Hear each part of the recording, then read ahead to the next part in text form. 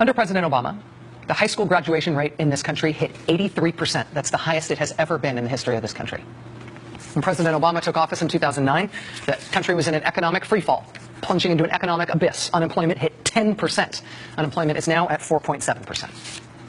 Under President Obama, we have had 82 straight months of private sector job growth. That is the longest streak ever in the history of our country of consecutive months in which there have been job growth and not job losses. Under President Obama, we put a rover on Mars. Under President Obama, we have had the first drop in the federal prison population in decades. Under President Obama, after a concerted effort by his administration, homelessness among American veterans dropped by half. Under President Obama, 16 countries around the globe gave up every last ounce of their highly enriched uranium, taking away the risk that it could be stolen or misused to assemble the core of a nuclear weapon or to make a dirty bomb. President Obama convened biannual nuclear security summits for the first time in our country to convince other nations to get rid of their loose nuclear material, and 16 of them did that completely. Under President Obama, your credit card company is no longer allowed to raise your interest rate without notifying you. Under President Obama, if you work for a federal contractor, that company that you work for can no longer fire you just because you're gay or trans. Under President Obama, our country's dependence on foreign oil plummeted. Today, on the last day of the Obama administration, the CIA published the final update to its online document file that it calls Bin Laden's bookshelf. It's images and translations of all the documents that they took out of Bin Laden's compound in Pakistan when Navy SEALs were able to go through it all in 2011. We all now have public access to the complete contents of Bin Laden's bookshelf because President Obama in 2011 ordered the Navy SEALs into Pakistan on that mission that killed Bin Laden.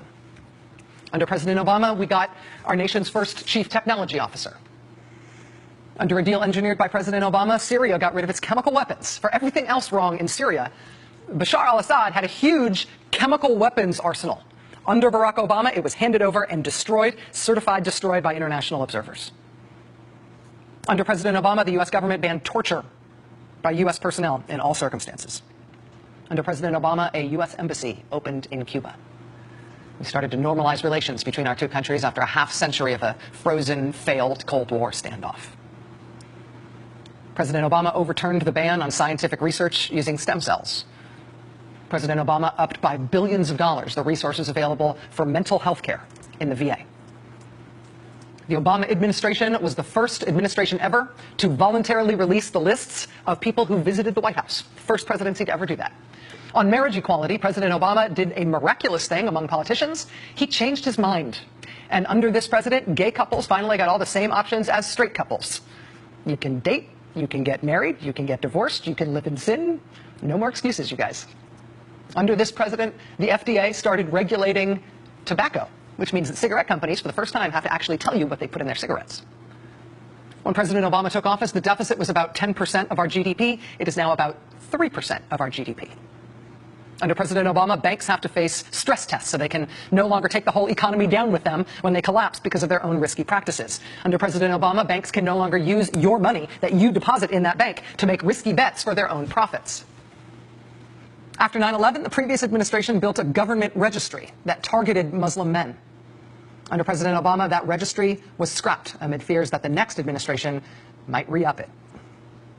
President Obama cracked down on the scam for-profit colleges that happily took the money that you borrowed with your student loans, but then didn't give you an education in exchange for that money. The Obama administration shut down the bullpucky accreditor that said those colleges were real colleges when they were not. Under President Obama, solitary confinement was banned for juveniles serving time in federal prison. Under President Obama, our secret overseas prisons got shut down. Under the previous administration, when the remains of U.S. service members were flown home in flag-draped caskets to the air base at Dover, that was a secret and there were no cameras allowed. Under President Obama, that secrecy order was undone. And now, under President Obama, the government will pay travel expenses for the families of fallen soldiers to be there when their loved ones' remains arrive on that tarmac. Under President Obama, the Don't Ask, Don't Tell ban was repealed in the military, as was the ban on transgender soldiers serving openly. And all combat positions were open to women. President Obama arguably saved Medicare. He made Medicare solvent for years to come because he slowed down the growth of healthcare costs. That is what was eating that program. President Obama also inarguably saved the U.S. auto industry. He saved the U.S. auto industry and reorganized GM. They paid back their bailout money, and American automakers are now among the largest, most profitable car companies in the world, and millions of American jobs tell that tale.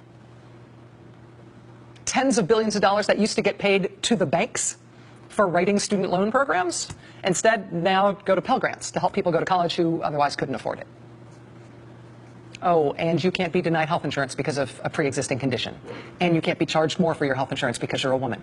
And your health insurance can't put a lifetime cap on what you're allowed to need because of your health care. And 20 million Americans got health insurance because of President Obama.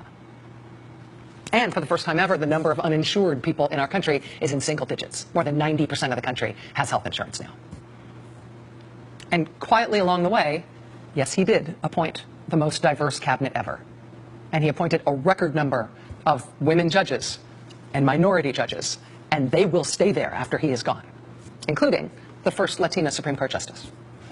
But if you appreciate what I think is the extraordinary record of President Obama as he leaves office tomorrow, you do now have a new job as a citizen. It's called defense.